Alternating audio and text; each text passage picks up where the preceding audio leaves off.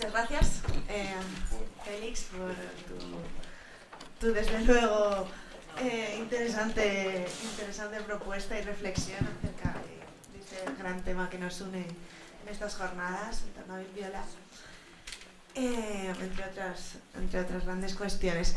Pasamos, si os parece bien, al turno de debates. Vamos a ir recopilando todas las preguntas. Estupendo. ¿Qué tenemos? No, tenemos 40 minutos. Yo que podía haber seguido hablando. Vale, nada, que tenemos 40 minutos, estamos hablando, a las 9 cierra el centro, así que bueno. Vale. Vamos a... ¿Puedo?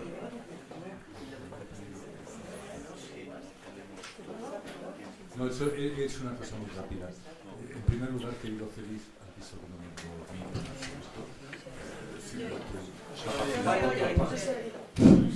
¿No se oye? Bien. Pero era una cosa personal, íntima con Félix, la que simplemente le explicaba que como él me demandaba, no me he dormido en absoluto en su exposición. No como yo, que soy un grosero. Porque, no, yo no he dicho eso. Digo simplemente que el interés de tu propuesta. Pero yo podríamos hablar mucho y dialogar mucho, pero simplemente quería hacerte una observación que me ha dado una sensación en tu exposición. En primer lugar, ese matrimonio último entre Hegel y Viola o Viola me ha dejado muy inquieto, ¿no? Porque no sé quién resulta más perjudicado en ello, si Viola o Hegel, ¿no? Pero, a ver, tú has empezado por esa distinción que existe en Hegel, evidentemente entre imagen y signo, ¿eh?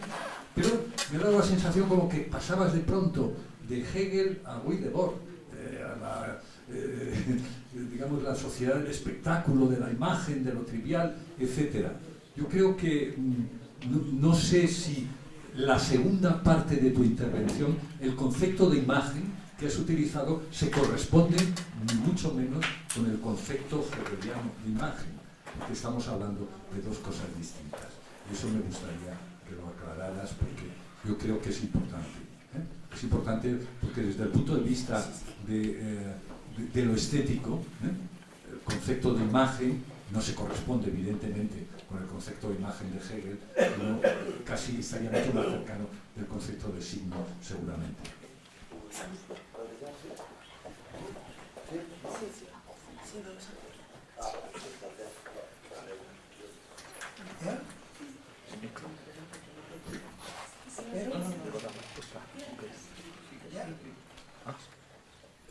Respecto a la primera ponencia,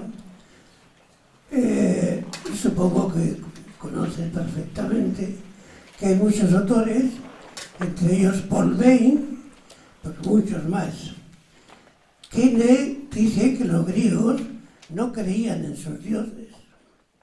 Entonces, y además está también estudiado que no tiene que ver nada Atenas con Jerusalén.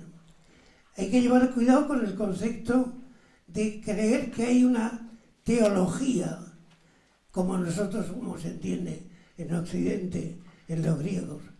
Los griegos crearon a sus dioses. Los dioses eran un imaginario arbitrario que ellos cogieron para explicar su propia vida. Pero en los griegos, el concepto de Dios en Grecia no tiene que ver nada con el concepto cristiano o hebreo. Entonces, creo que una forma didáctica hay que separar absolutamente, veo ahí estética y mística, y hermenéutica, la mística, hay que explicar esos términos, porque si no, creemos que la filosofía es un totum revolutum en el cual estamos todos metidos. No tiene nada que ver el concepto de Dios. Y cuando Heráclito y ellos hablan de dioses, no se refieren nada a dioses. Tú, quizás al final, lo has resuelto medio bien cuando has dicho que ellos, claro, que Dios es el tiempo y tal. Es lo único que yo creo que es admisible en la ponencia que tú has expuesto. Los griegos no creían en los dioses. Y el primer ateísmo es en Grecia. Y lo demás es pues eso, compaginar pues, y desorientar. Al desorientar hay rupturas en la historia que hay que aceptar tal como son. Y no creer que todo es un continuo que vamos haciendo. Nada más.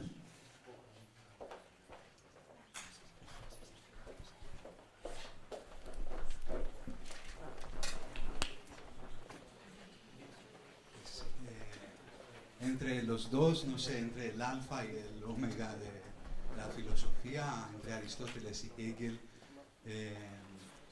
no sé, yo me encuentro en mi casa y os doy las gracias.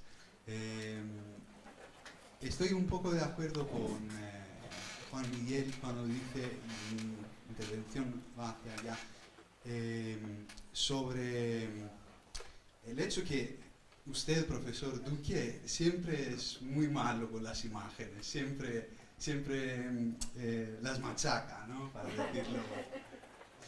Entonces, en este sentido, yo me siento ahora defenderlas, porque siempre hay esta paradoja en Hegel, ¿no? Y es muy interesante el paso que citaba sobre la cuestión de la inteligencia, ¿no? Que es el tiempo y el espacio de las imágenes.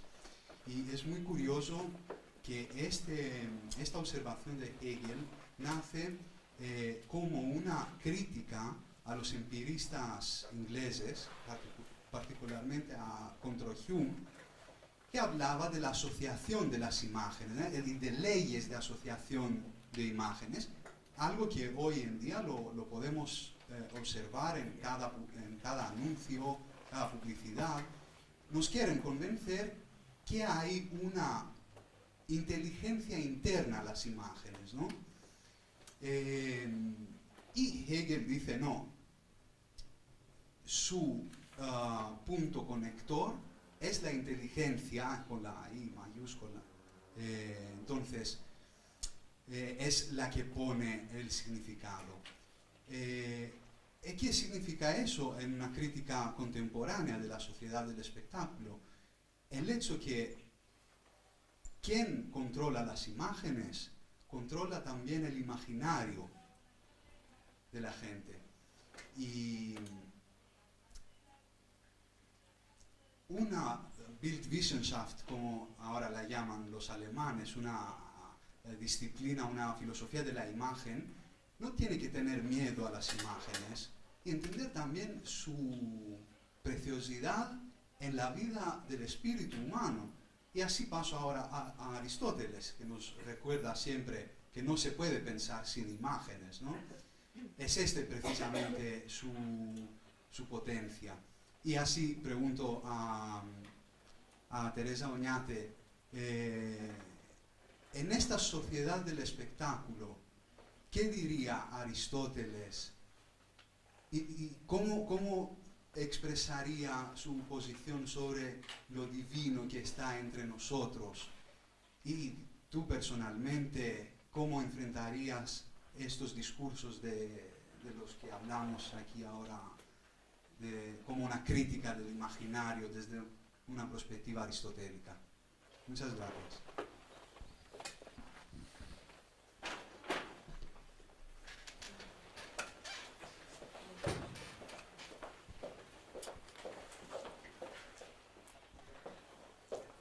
Bueno, muchas gracias a ambos por estas preciosas ponencias. Quisiera preguntarle en primer lugar a Félix, porque, bueno, obras como la de Viola, respecto a las cuales puedo compartir contigo cierto escepticismo. Claro, antes pensando en torno también a la conferencia que nos ha brindado Juan Miguel, la manifestación del pathos en las obras es muy significativo y muy evidente en la obra de Viola. Bajo mi punto de vista, al menos no puede mostrar sino un tiempo, que es el tiempo de Cronos. O sea, quiero decir, puede mostrar la acción del movimiento extenso del antes y el después que se puede anticipar, ¿no? mediante ese gesto. Pero, y ahí entra mi pregunta en relación a lo que has planteado, ¿cuál es ese tiempo? Está posibilitado por un tiempo que, desde luego, no es el de Cronos, y que es un tiempo que tiene que ver con la teología política contenida o intrincada en el sentido de la obra, y que al mismo tiempo está brindando la posibilidad, o no, de interpretarla a su vez desde ese tiempo cinético que puede leerse a través de los pasos, de esas pasiones. Entonces, cuando preguntamos por el tiempo de la obra, habría que preguntar realmente por el juego de horizontes, para decirlo con Gadamer, que tiene lugar y que es el dónde, o sea, que es a partir de donde se brindan las posibilidades tanto de tiempo cinético como de otros tiempos. Ahí también es muy interesante, claro, la distinción de los 4 tiempos griegos que ha hecho Teresa, y por lo tanto lo que quisiera preguntarte, por sintetizar de algún modo, es acerca de cómo el sentido, la dimensión de signo de la obra brinda a su vez teológico, políticamente, no solo del tiempo cinético, sino de la posibilidad y condición de posibilidades de ese tiempo, que a su vez es la apertura de ese tiempo ulterior ontológico del que habla Heidegger, por ejemplo. Vale, pues si no hay más preguntas, pasaremos... Ah, bueno. Ah, Vanessa.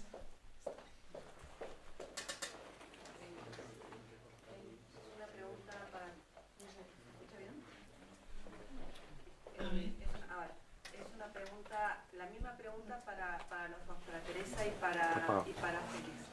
Estoy pensando... Está apagado. No se oye, mira a ver.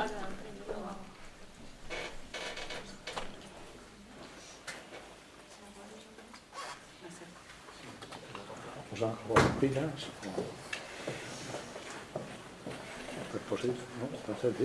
Estaba pensando en lo que nos plantea Heidegger, justamente en la esencia de la poesía, de Holden y la esencia de la poesía, la necesidad del poeta, porque el poeta es el que sabe escuchar a los dioses en la aparición para que se dé lo divino, la necesidad en que se mantenga la distancia entre lo mortal y lo divino. Tiene que siempre haber una tensión, una lejanía, tanto para poder escuchar el llamado de lo divino y el reconocimiento de lo humano a los dioses. Y me da la sensación que cuando estamos pensando en las imágenes, que la imagen justamente lo que hace es cerrar esa distancia. Es como que la pliega, la imagen lo que hace es plegarla y no permite, no parecería que permitiese esta necesidad de que se revele, que se dé lo divino y lo mortal, la necesidad de esta correspondencia que tiene que haber, y para que esté tiene que haber una apertura, ¿no? Y a mí me da la sensación, por eso la pregunta es esa, si me estoy equivocando, es si la imagen parece plegarla esa distancia, justamente se cierra. Quizás no lo muestre desde otro lugar, no lo sé. Entonces, un poquito esa era la pregunta para los dos, porque tenía esa sensación. Mientras que la palabra poética, no, ese espacio se da. Pero bueno, quizás me estoy equivocando en una pregunta para los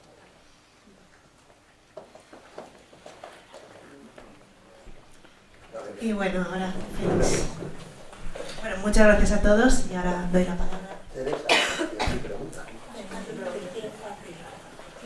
Era unos Hiparhei Topar. Muy bien. El rayo que te anda todas las cosas. No Tojolo, sino Topar, ¿no? Pero, Jorai, Panta, Ferusi. ¿Cómo explicas que por una parte las estaciones sean las portadoras de todas las cosas y que el rayo a su vez gobierne el todo? O tenemos una partición del tiempo según las estaciones y en cada una de ellas se da la totalidad, pero siempre desde otro respeto, o bien, si es verdad que el que era unos, aquí, ¿verdad?, se va arrastrando como un reptil y gobierna las cosas por abajo, Hiparhei, ¿no? Implica, por lo tanto, que el gobierno es justamente la separación misma, es decir, la imposibilidad paradójicamente, de que Topán llegue a ser alguna vez Toholon. Es decir, que es imposible que el Cazón, por decirlo ya con términos aristotélicos, pueda equivaler jamás, y eso sería muy griego, por la tigre, ¿no? Equivaler jamás a la totalidad de lo real, porque solamente puede darse desde un punto de vista abstracto y lógico. Mientras que, esta mañana se ha hablado también de Leibniz, justamente de Vanessa, ¿verdad? Mientras que efectivamente Leibniz, como es un buen cristiano, dice, claro que se puede decir de todo. Lo que no se puede decir es el todo. ¿Por qué? Porque ese todo implica en última instancia una obligación moral, pero no física. Es decir, claro está que Dios podría hacer que el peor de los mundos fuera el mundo elegido, pero entonces sería un Dios malvado, entonces volveríamos otra vez a Descartes, ¿no? Eso solamente vale de nuevo para el mundo cristiano, como decíamos. Y de ahí también, si me permites, aunque no quiero extenderme mucho, creo que la pregunta que te ha hecho nuestro amigo el catedrático, ¿verdad?, también de arquitectura, si no me equivoco, pues tampoco está tan mal traída, Teresa, porque si recuerdas el Parménides del 42-43 de Heidegger, el curso de Parménides, hay de cosas muy interesantes sobre lo que significa lo divino, ¿no?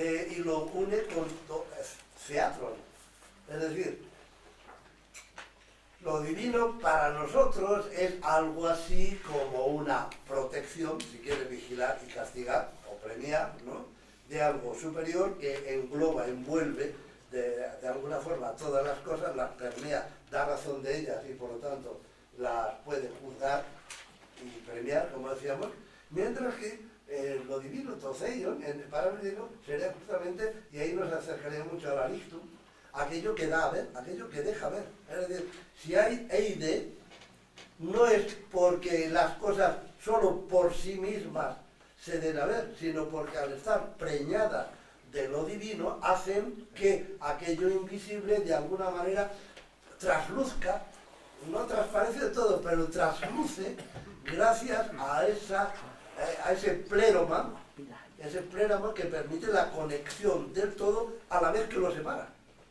De acuerdo, justamente de nuevo con la lógica de Aristóteles. Y por lo tanto, claro, lo importante sería decir, ¿de qué estamos hablando?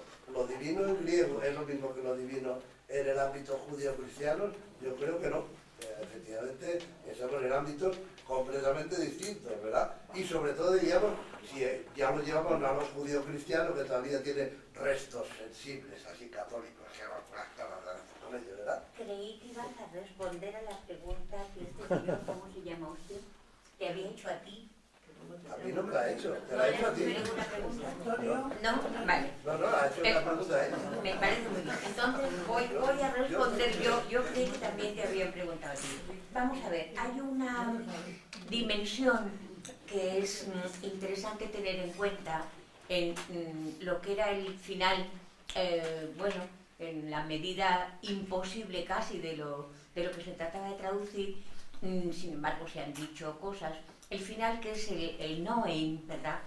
El noein para Grecia es una tríada y es el nous poietikos, es el creativo, a la vez es el receptivo, el pacéticos, y a la vez es orexicos de la síntesis, porque la síntesis no se tiene que dar, no tiene por qué darse. Eso es correlativo, y cada vez lo sabemos más, de que la aletheia, el modo para Grecia de decir verdad ontológica, signe y subraye la lece, lo callado, velado, tapado, mudo, lo que se retira a favor del don. De tal manera que en la noésica, yo no le quiero llamar noética por el elemento ético, ¿verdad? En la noésica espiritual de la ontología, de la teología racional griega, está el misterio. Está el misterio. Es decir, que todo aquello que irrumpe, por eso el physis cryptes tai philei, por eso lo que sale al fao, al ámbito de la luz, ama ocultarse, porque se da a la vez, se retrae mientras se muestra. De tal manera que la grieta, el logos difracto, el clamor de lo que no puede darse, está siendo, sin embargo, escuchado y aparecido como una epifanía del misterio. Vamos a ver, ¿creyeron los griegos en sus dioses? Bueno, es una pregunta retórica, la hace Paul Vine a Foucault, ¿verdad?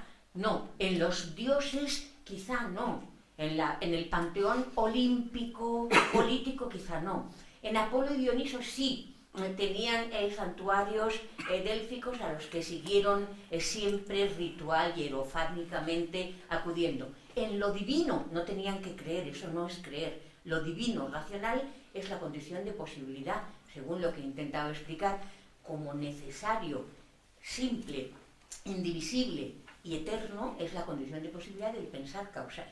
Es decir, de la diferencia entre fenómenos y causalidades, sobre todo últimas, es decir, legislación causal. ¿Hay un tiempo continuo o discontinuo?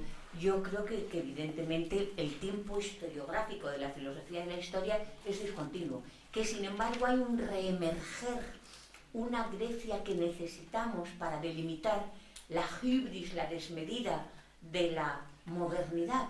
Sí, también, bueno, eso es lo que llamamos en realidad, desde el punto de vista riguroso y filosófico, lo que llamamos posmodernidad ontológica, no banal, no del país estilo, es esa vuelta de una Grecia, por otra parte, nunca sabida, una Grecia desconocida, basada en el Ungerachte y Ungesachte, no se puede decir más que con Heidegger, lo no dicho y no pensado dentro de lo dicho y pensado. Esto no es el Dios bíblico, ni es el Dios todopoderoso, cualquier Dios todopoderoso creador. Para la filosofía griega que rompe con los creacionismos es un mito. Y además es la forma mitológica del mito, es el macromito, ¿verdad? Algo que impide entonces, como dogma y como autoridad, el pensar, nombrar, habitar en lo divino y lo sagrado. Lo sagrado es otra cosa, es lo indisponible, es sagrado, bueno, en aquello que nos comentaba Sánchez Durá, que me parece que ya se ha ido, ha tenido que marcharse, es todo aquello que no es disponible, que no es utilizable. Es sagrado el amor, es sagrada la amistad, es sagrado... Pero todo eso es una comprensión del mundo que realmente se ha abierto, se ha reabierto, bueno, en nuestro mundo a través de la hermenéutica del postestructuralismo francés, incluso en ciertos modos del neopragmatismo, se ha abierto en los hijos de Nietzsche y los hijos de Heidegger. Hay ahí todo un elemento, yo no, con esto no estoy haciendo acólitos, ¿verdad? Estoy diciendo que hay toda esa comprensión de lo divino, plural, causal, modal necesario, que ni es antropomórfico ni es abstracto, sino que tiene que ver con la causalidad. Un segundo, si no importa, porque hay otras. ¿Tú quieres contestar algo? Yo quiero contestar. Cuatro preguntas. Sí, pero Sí, hay 4 preguntas. Sí, pero que vamos a aligerar un poquillo para no Claro. retrasar más. Vamos a ver, en relación a la... Todos somos profesores. Es que da impresión de que es todo un revolutum. Y como profesores tenemos la obligación de ser claros. Entonces da impresión de que todo esto, el viola, es Hegel, y que hermenéutico, pues no sabemos quién es. Entonces la impresión... Yo para la documentación de todo esto que he dicho, le recomiendo, si no le parece mal, 2 libros, que son El nacimiento de la filosofía en Grecia, Viaje al inicio de Occidente, y El retorno griego de lo divino en la posmodernidad.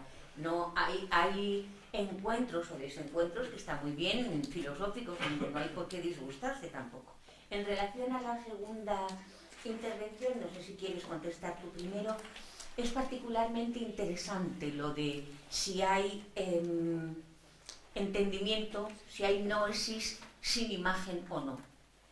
Eso es particularmente interesante porque la insistencia del Aristóteles griego es siempre que el modo de ser de la unidad indivisible, por lo tanto el ser como reflexividad espiritual, no tiene forma, pero no es indeterminado, no tiene forma. Por lo tanto, a la pregunta que parecía retórica de ¿hay pensamiento sin imagen?, Aristóteles responde que sí, que necesariamente es sin imagen. que el inteligir no es psico-racional, espiritual, racional, no puede tener forma. Ni estar siempre en la lucha de pongo la forma y la rompo, o me escapo de la forma. No tiene forma, tiene modo. Claro que ese modo es un modo energético y es un modo necesario posibilitante y es un modo causal. No puede ser objeto, no puede ser objeto. Tampoco es sujeto, pero no puede ser objeto, no puede ser contenido de conciencia. A mí eso me parece particularmente interesante. Si quieres ahora, me lo queda muy poco, también enlazo con lo de Vanessa muy rápidamente. Me interesa la idea de que entonces la imagen cierra la distancia, la imagen pliega la distancia. Todo depende de entender el cierre como pliegue o no. Porque, claro, lo interesante es que si se puede salvar, creo que se puede salvar, faltaría más, me atrevo a salvar a Viola, es precisamente porque las imágenes ahí se pliegan, pero esa salvación es también su amenaza, porque lo podemos entender de dos maneras. O bien, saben ustedes, hay arquetipos junguianos, y por lo tanto, el amor, la muerte, el sufrimiento, la angustia, siempre son iguales, y por lo tanto, hacen setálites, ¿verdad? Y entonces cuando vemos a una chica guapa que está llorando y es pelirroja, y vemos en cambio a la madre dolorosa, decimos, pues ven ustedes cómo da lo mismo, aunque sean de distintas épocas, da lo mismo. Eso sí que la imagen ahí se cierra sobre sí misma y remite a un arquetipo metafísico, ¿verdad? Que explica la realidad más allá del tiempo. Por lo tanto, literalmente pensamiento mítico, porque el pensamiento mítico mata el tiempo, hace que el tiempo cronológico, en momentos señalados, sea, por así decir, dominado y explicado por una narración o por una imagen, ¿verdad? Por otra parte, también lo del pensar sin imágenes, bueno, depende utilizamos el griego, claro que eso es importante, porque todos sabemos que la impresión es un convertitum ad fantasmata. Ahora, los fantasmata son imágenes, o al contrario, de faíno es aquello que nos deja ver, porque efectivamente el ver, en última instancia, sería un ver y un verse a sí mismo, hasta el punto de que en Aristóteles lo importante no es la noesis, sino tonoetikon. Lo dice literalmente, es decir, el contenido de la noesis. ¿Y en qué consiste ese contenido? En ver y ha visto. Ese auristo, imposible de traducir en español, ¿verdad? Que implica efectivamente un cierre del tiempo. Pero claro, para el propio Dios, y nosotros en cambio solo lo vemos algunas veces, ¿verdad? Cuando es decir, cuando nos inmortalizamos, por así decirlo, ¿no? Entonces, ese sería el punto interesante, porque verás, Vanessa, se podría entender, y le hago muchos favores, y ustedes perdonen que esté sobrado esta tarde, ¿no? Se podría entender a Viola desde el punto de vista, si tú quieres, insisto, es demasiado exagerado, pero bueno, seamos buenos, desde el punto de vista de Benjamin. Y digamos, claro, lo que está haciendo es un cortocircuito, una constelación. Aparece el Renacimiento italiano y aparece de pronto una imagen actual y nosotros nos damos cuenta de que el tiempo se ha quebrado en un momento de peligro, por ejemplo, el 11 de septiembre, y por lo tanto que necesitamos unir en una imagen poderosa dos relaciones que en principio eran absolutamente impensables, ¿verdad? Si no fuera porque la imagen nos representa, y nos representa también ¿de qué manera? Pues para empezar, no mediante palabras, no mediante música que nos hagamos, sino mediante signos marcados, silencios marcados, como dice John Cage, a base de susurros, ruidos extraños, ¿verdad? En el mejor de los casos, gotas de agua que caen sobre un recipiente, es decir, todo ello está hecho justamente, y por eso es místico, está hecho para, a través de imágenes que parecen familiares y que al buen espectador le arroban y dicen, qué bonito, esto es como estar en misa. En realidad lo que le estás pidiendo es, de verdad que no eres capaz de pensar de otra manera, de ver de otra manera, de verdad que no eres capaz de utilizar la sinestesia, ¿verdad? Ese es el gran tema que creo yo, me gustaría pensar que está en Bayrona.